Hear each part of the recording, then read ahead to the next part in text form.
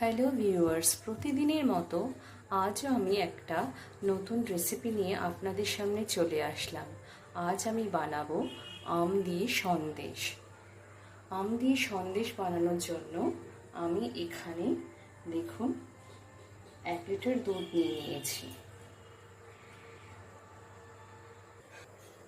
দুধটাকে আমি গরম করতে বসিয়ে দিলাম।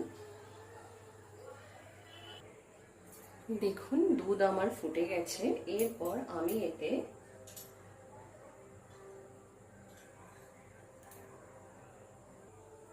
কিছুটা ভিনিগার মিশিয়ে নেব। আমি এখানে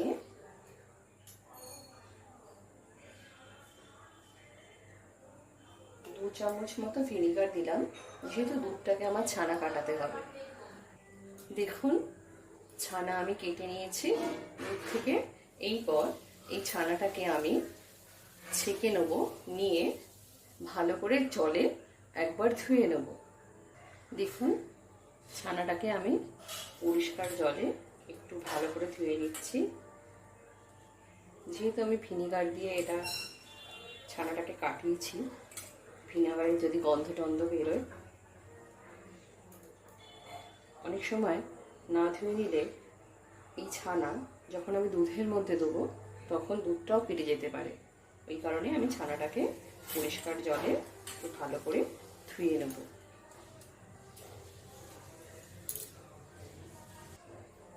দেখুন ছানা আমার জল সরিয়ে রেডি হয়ে গেছে।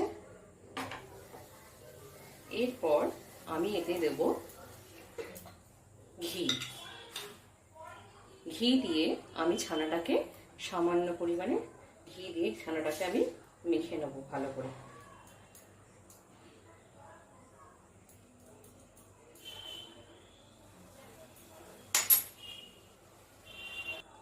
আর দেব সামান্য পরিমাণে চিনি। চিনি দিয়ে আমি এটাকে ভালোভাবে মেখে নেব ঘি আর চিনি দিয়ে।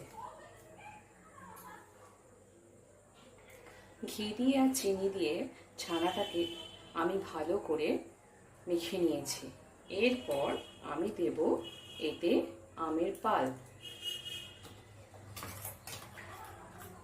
আমের পাল্পটা দিয়েও আমি এটাকে ভালো করে মেখে নেব।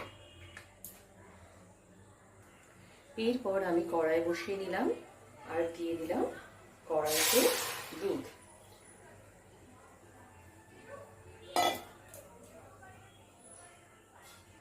দেখুন দুধ আমার ফুটে উঠছে।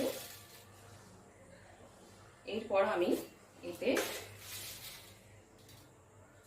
2 চামচ চিনি দিয়ে নিলাম। যেহেতু আমি ছানাটাতে আগে থেকে একটু চিনি দিয়ে রেখেছি, অল্প করে চিনি দিলাম। এরপরে এতে দিলাম কিছুটা কাজু বাদাম।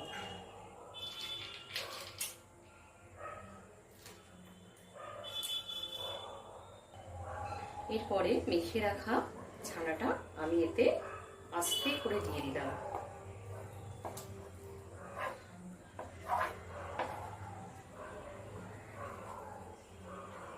দিয়ে এটা এর সাথে ভালো করে মিশিয়ে নেব। এরপর আমি এতে একটা গুঁড়ো দুধের প্যাকেট দুধ মিশিয়ে নিলাম। মিশিয়ে এর সাথে আমি ভালো করে মিশিয়ে নেব। দেখুন এইটা আমার হয়ে গেছে। এবার এটাকে আমি প্লেটে তুলে দেব। এরপর আমি একটা প্লেট নিয়ে নিলাম। প্লেটের মধ্যে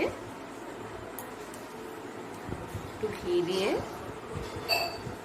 ব্রাশ দিয়ে ভালো করে চারিদিকে লাগিয়ে দিলাম।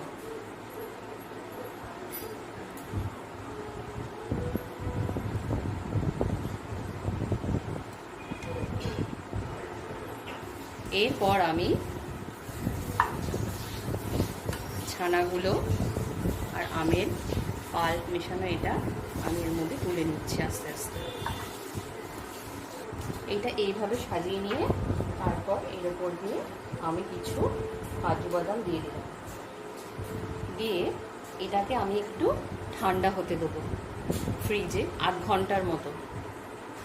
দেখুন এটাকে আমি 8 ঘন্টা মতন ফ্রিজে ঢুকিয়ে রাখবো। এবার দেখুন এটা আমার রেডি। এটা এবার আমি পিস করব।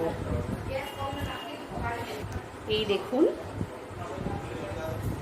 আমার আমের সন্দেশ রেডি। আপনারা সবাই বাড়িতে বানাবেন, বানিয়ে খেয়ে বলবেন কেমন হয়েছে, এবং ভালো লাগলে চ্যানেলটাকে লাইক এবং সাবস্ক্রাইব করে দেবেন। আজকে আমি আমার ব্লগ এখানেই শেষ করলাম।